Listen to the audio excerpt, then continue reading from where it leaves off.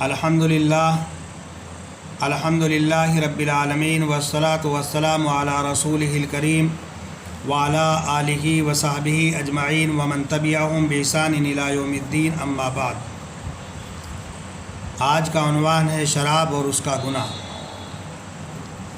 عربی زبان میں شراب کو خمر سے تعبیر کیا گیا ہے، اور خمر کے معنی آتے ہیں کسی چیز کو چھپا دینا، کسی چیز پر پردہ ڈال دینا۔ شراب کی وجہ سے انسان کی عقل پر پردہ پڑ جاتا ہے، اس کی عقل مستور ہو جاتی ہے، چھپ جاتی ہے۔ انسان کے اندر سب سے اعلیٰ چیز عقل ہے۔ عقل کے ذریعے سے انسان اچھی اور بری چیزوں کے درمیان میں تمیز پیدا کرتا ہے، حلال اور حرام کو سمجھتا ہے،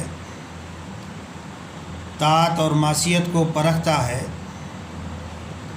لیکن جب انسان شراب پی لیتا ہے تو شراب کی وجہ سے انسان کی عقل زائل ہو جاتی ہے، انسان کی عقل ختم ہو جاتی ہے، اور انسان اپنے ہی لوگوں کے مال کو لوٹتا اور گھسوٹتا ہے۔ اس کی زبان سے ایسی مغلظات نکلتی ہیں جو آپس میں دشمنی کا اور عداوت کا سبب بن جاتی ہے۔ شراب کی وجہ سے قتل و قتال ہوتا ہے،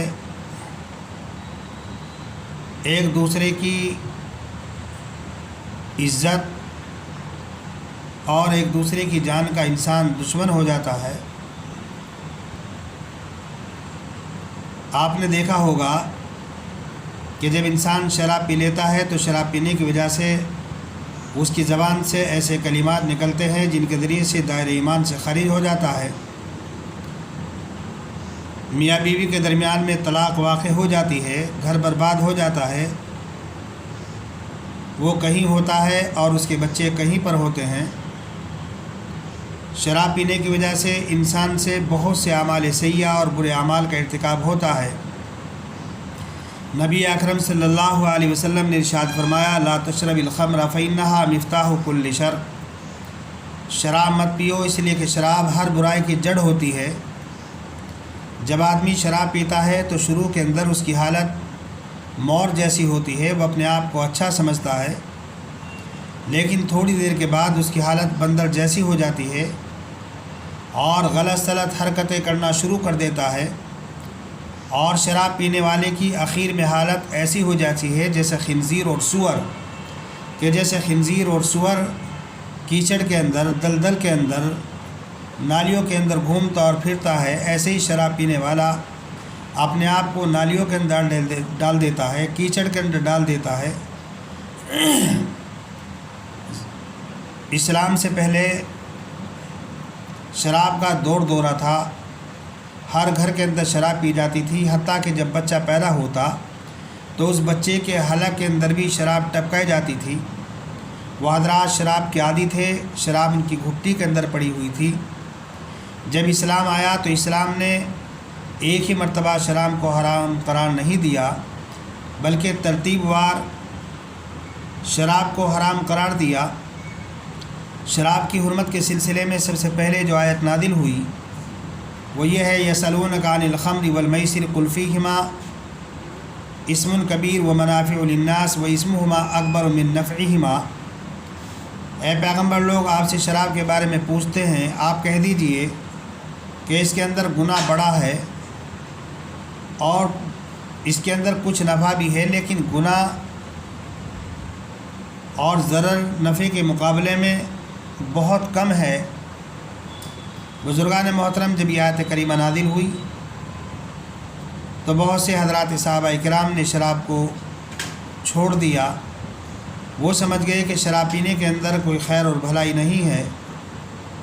حضرات علماء نے لکھا ہے کہ اگر شراب کی حرمت کے سلسلے میں اس آیت کریمہ کے علاوہ کوئی اور آیت نازل نہ ہوتی تو یہی ایک آیت کافی ہو جاتی، اس لیے کہ شراب کو اسم کبیر کہا گیا، گناہ کہا گیا، صرف گناہ نہیں کہا گیا بلکہ بڑا گناہ کہا گیا۔ اور جب شراب پینے کو گناہ کہا گیا ہے تو اللہ تبارک و تعالیٰ قرآن کریم میں دوسری جگہ فرماتا ہے انما حرم ربی الفواحش ما ظہر منہا ما بطن، کہ اللہ تبارک و تعالیٰ نے ہر گناہ کو حرام قرار دیا ہے، ظاہری گناہ کو بھی اور باطنی گناہ کو بھی۔ اور پھر دوسری آیت نازل ہوئی یا ایھا الذین آمنوا لا تقربوا الصلاۃ وانتم سکارا، اے ایمان والو نشے کی حالت میں نماز کے قریب مت جاؤ۔ اس آیت کے نازل ہونے کا سبب حضرات علماء نے یہ بیان کیا ہے کہ ایک صحابی نے دعوت ولیمہ کی، اپنے ساتھیوں کو بلایا، انہوں نے کھانا کھایا اور کھانا کھانے کے بعد شراب کا دور چلا۔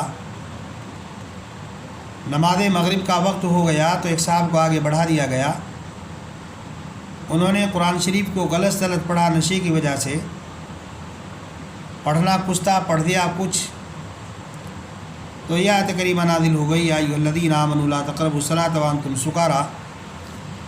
اور جب یہ آیت کریمہ نازل ہوئی تو اکثر حضرات صحابہ کرام نے شراب پینے کو چھوڑ دیا، وہ سمجھنے لگے کہ جو چیز ہمارے اور نماز کے درمیان میں حائل ہے، رکاوٹ ہے، تو ہمارے لیے اس میں کسی طرح کی کوئی خیر اور بھلائی نہیں ہو سکتی۔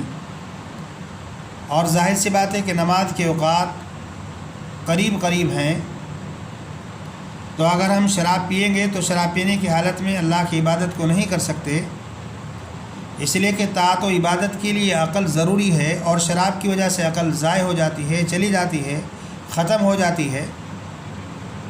اور پھر آخر میں قرآن کریم میں شراب کی حرمت کے سلسلے میں جو آیت کریمہ نازل ہوئی یا ایھا الذین آمنوا انما الخمر والمیسر والانصاب والازلام رجس من عمل الشیطان فاجتنبوہ لعلکم تفلحون۔ اس آیت کریمہ کے نازل ہو جانے کے بعد شراب پر مکمل طریقے پر قدغن لگا دیا گیا، پابندی لگا دی گئی، مکمل طریقے پر اس کو حرام قرار دے دیا گیا۔ تاریخ کی کتابوں کے اندر لکھا ہے کہ جس دن یہ آیت کریمہ نازل ہوئی تو مدینہ منورہ کی گلیوں میں شراب اس طریقے سے بہہ رہی تھی جس طریقے سے برسات کے موسم میں نالیاں پانی سے بھر کر کے چلتی ہیں۔ ان حضرات کے گھروں کے اندر مٹکوں میں، گھڑوں میں، برتنوں میں جو شراب رکھی ہوئی تھی، ان حضرات نے تمام کی تمام شراب نالیوں میں، راستوں میں بہا دی۔ بزرگان محترم، شراب اور جوا کتنا بڑا گناہ ہے اس کا اندازہ اس بات سے لگایا جا سکتا ہے کہ اللہ تبارک و تعالیٰ نے اس آیت کریمہ میں شراب کو اور جوئے کو بت پرستی کے ساتھ ذکر کیا ہے۔ جیسے بت پرستی اور بت کی پوجا حرام ہے، اسی طریقے سے شراب اور جوا بھی حرام ہے۔ اس کی قباحت کا اندازہ اس بات سے لگایا جا سکتا ہے کہ شراب اور جوئے کو رجس کہا ہے۔ رجس کے معنی آتے ہیں ناپاک اور گندی چیز کے۔ ظاہر سی بات ہے کہ جو چیز ناپاک ہوتی ہے، گندی چیز ہوتی ہے، تو مومن اس کے قریب نہیں جا سکتا، مومن اس سے دور ہی رہتا ہے۔ اور پھر شراب کو اور جوئے کو شیطانی عمل قرار دیا گیا ہے۔ یہ بات آپ حضرات اچھی طریقے سے جانتے ہیں کہ شیطان برائی لاتا ہے، شر ہی لاتا ہے، خیر کبھی نہیں لا سکتا۔ تو شراب کے اندر اور جوئے کے اندر شر ہی ہو سکتا ہے، برائی ہو سکتی ہے، خیر کبھی نہیں ہو سکتا۔ پھر اس آیت کریمہ کے اندر یہ بیان کیا گیا کہ شراب اور جوا یہ دلوں کے اندر عداوت پیدا کرتا ہے، بغض پیدا کرتا ہے، نفرتیں پیدا ہوتی ہیں۔ اس شراب اور جوئے کی وجہ سے انسان نماز سے رک جاتا ہے، اللہ کے ذکر سے رک جاتا ہے، انسان فضول خرچی کرتا ہے، اپنے مال کو ضائع اور برباد کر دیتا ہے۔ اور آخر میں اللہ تبارک و تعالیٰ اس آیت کریمہ کے اندر فرماتا فَهَلْ أَنْتُمْ مُنْتَهُونَ، کیا تم باز نہیں آؤ گے؟ حضرات صحابہ کرام نے جب اس آیت کو سنا تو ڈر گئے اور انہوں نے برجستہ یہ کہا کہ اللہ ہم باز آ گئے اور رک گئے۔ بزرگان محترم، نبی اکرم صلی اللہ علیہ وسلم نے اعلان فرمایا کہ کوئی بندہ شراب نہ پیے، اور اگر کوئی بندہ شراب پیے گا تو وہ ایمان سے دور ہو جاتا ہے اور مومنین کی جماعت سے دور ہو جاتا ہے جب تک توبہ نہ کرے۔ ایک دوسری حدیث پاک میں نبی اکرم صلی اللہ علیہ وسلم نے ارشاد فرمایا کہ زنا کرنے والا جس وقت زنا کرتا ہے تو مومن نہیں رہتا، چوری کرنے والا جس وقت چوری کرتا ہے تو مومن نہیں رہتا، اور شراب پینے والا جس وقت شراب پیتا ہے مومن نہیں رہتا۔ بزرگان محترم اندازہ لگائیے کہ شراب پینے کی حالت میں ایمان نکل جاتا ہے، اور اگر خدا نہ خواستہ اسی حالت میں انتقال ہو جائے، اسی حالت میں دنیا سے چلے جائیں، تو ظاہر سی بات ہے کہ ہم کس حالت میں جا رہے ہیں اور ہمارا داخلہ کہاں ہوگا، آپ حضرات بخوبی اندازہ لگا سکتے ہیں۔ نبی اکرم صلی اللہ علیہ وسلم نے ارشاد فرمایا کہ اللہ تبارک و تعالیٰ نے شراب پینے والے پر، پلانے والے پر، بیچنے والے پر، خریدنے والے پر، بنانے والے پر، جس کے لیے بنائی جا رہی ہے، جو لے جا رہا ہے، جس کے لیے لے جائی جا رہی ہے، ان تمام پر لعنت فرمائی۔ لعنت کا مطلب یہ ہوتا ہے کہ وہ اللہ کی رحمت سے دور ہو جاتا ہے۔ جب بندہ اللہ کی رحمت سے دور ہو گیا تو پھر آخر اس کے لیے کیا بچ گیا اور کیا اس کے لیے باقی رہ گیا؟ نبی اکرم صلی اللہ علیہ وسلم نے ارشاد فرمایا کہ جو آدمی شراب پیتا ہے اس کو طینۃ الخبال سے پلایا جائے گا۔ طینۃ الخبال کا مطلب یہ ہے کہ جب جہنمیوں کو جہنم کے اندر ڈال دیا جائے گا اور ان کا کچلہو، ان کا پیپ اور ان کا خون جو سڑا ہوا نکلے گا تو وہ شراب پینے والوں کو پلایا جائے گا۔